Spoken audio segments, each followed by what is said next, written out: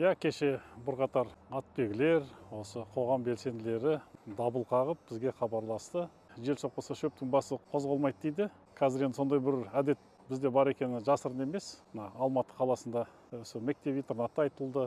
Осындай бір тарихы терең, мәдени ошақтар, білім ошақтарын жалпы мүлдем тұрғын үй салуға, басқа да мақсаттарға беруге болмайды. Себебі бұл ипподром 1930 жылдары салынған.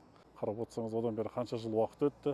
Бұл тек қана бәйге ғана көріп қоймай, жалпы атқа келіп, қаланың тұрғындары бір мезгіл атқа мініп деген сияқты оның емдік те қасиеттері, басқа да қасиеттері өте көп. Сол себептен осындай тақырып көтерілетін жағдай болса, бұны былайша айтқанда үлкен жауапкершілік, бұны халық жауы деп те айтуға болады. Себебі бұндай нысандарға мүлдем тиісуге болмайды. Сол себептен енді ипподром орында қалады деп ойлаймыз. Тек қана енді алдағы уақытта осы ипподромды қаражат құйып, атбегілерге осы ұлттық спорттың дамуына қолайлы жағдай жасау қажет деп есептеймін. Кеше бірқатар атбегілер, осы қоғам белсенділері дабыл қағып бізге хабарласты. Жел соққысы шөптің басы қозғалмайды дейді. Қазір енді сондай бір әдет бізде бар екені жасырын емес. Алматы қаласында мектеп-интернатта айтылды.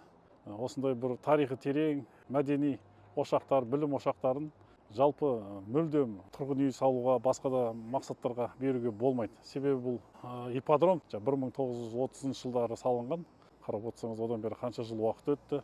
Бұл тек қана бәйге ғана көріп қоймай, жалпы атқа келіп, қаланың тұрғындары бір мезгіл атқа мініп деген сияқты оның емдік те қасиеттері, басқа да қасиеттері өте көп.